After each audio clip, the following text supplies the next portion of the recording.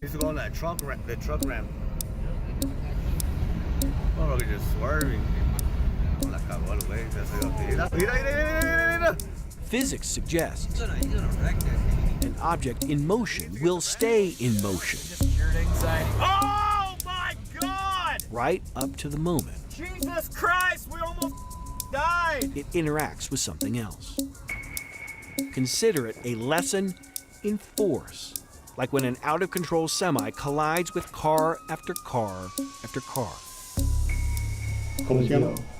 Rogel. The driver survived, and yet his story, this story, was set in motion long before the day. I keep myself distracted a lot because The day that left Gage Evans, a widow. I'm trying to figure out who I am. Her husband, Bill Bailey, was 67. He died in a crash so violent, at least one who survived Hi, can you hear me okay? couldn't immediately reply to the questions of a 911 operator. Hello, are you there? My husband didn't die in a car accident. My husband was killed by a reckless truck driver. I take the responsibility. The jury concluded as much last year. Others have now concluded something else. The driver himself should never have been in that truck. Mike McCormick represents the family of Doyle Harrison, one of 4 who died. Not long after the crash, McCormick deposed the woman who hired Rogel Aguilera-Mederos to drive the one truck she owned. Did Yami Segura have any business running a trucking business? In my judgment, no. Yami Segura ran Castellano 03 Trucking out of her Houston home. When asked why she did this, she said, well, my neighbor has a trucking company and they've made some good money at it, so I thought I would too. During the deposition, and reported here for the first time, McCormick asked, "Did you consult any professionals to assist you in getting the company started?" "No," she replied. She went online to learn how to run a trucking company. That's what she testified to, yes. You did that basically online, researching various websites to get that information? Uh-huh. She then formed a limited liability corporation to protect her assets from lawsuits, and according to this federal report, acquired a $750,000 insurance policy, the minimum she needed under federal law. What company do you work for now? Castellano 03 Trucking Company. In the spring of 2019, she hired Aguilera-Mederos despite the fact that, according to federal investigators, his application was missing his most recent previous employer. A problem, considering that employer stated that he fired Rogel because he did not know how to drive a stick shift. His commercial driver's license was less than a year old.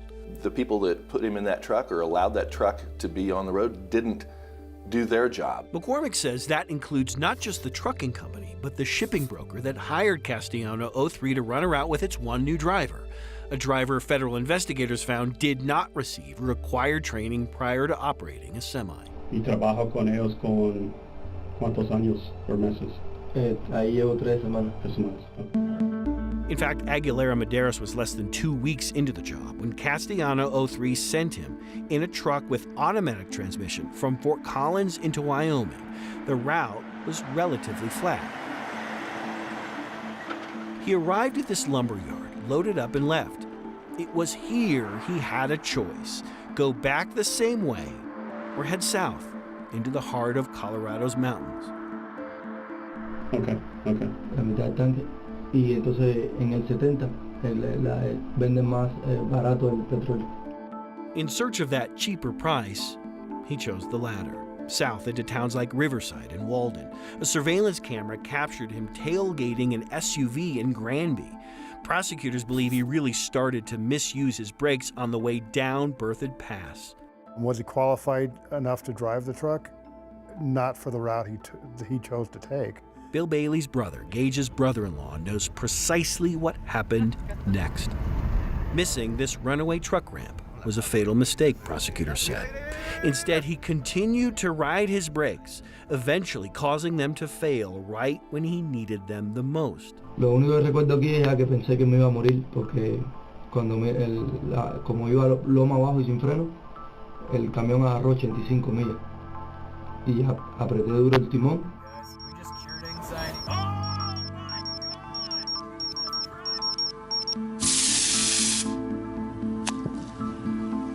God! Perfect. Bill Bailey loved the absurd about as much as he loved making model rockets. Just a great brain and a great big heart. He made everything more fun.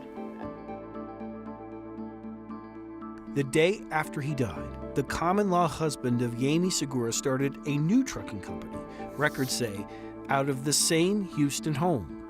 Months later, Castellano 03 dissolved. Portions of its bare-bones $750,000 insurance policy never did make it to all of the victims and their families. Dwayne kept, suggesting that I hire a lawyer. By the time Gage Evans did so, there was nothing left and no assets to try to recover. And when they filed by July of 2019, all the money was gone already. A series of events set in motion long before a semi loaded with lumber came barreling down one of the most dangerous stretches of roads in Colorado. A lesson not just in force, says Gage Evans, but of a system that lacks the will to stop it. 3 years on, almost 3 years,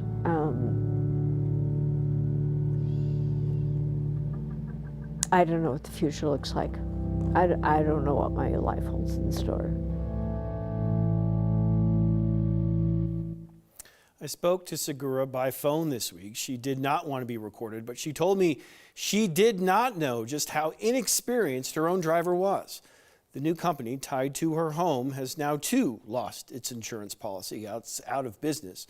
As for the broker, there is an ongoing lawsuit in Jefferson County. Shipping Connections denies its decision to hire Castellano 03 had anything to do with the crash. The only person charged in all of this, Rogel Aguilera-Mederos.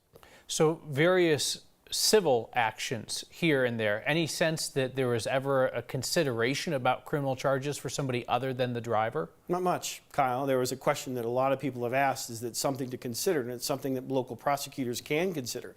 But in this case, they didn't consider it for very long and really focused all of their attention, as a lot of media attention was focused on Rogel Aguilera-Mederos as well. All right, Chris, thank you.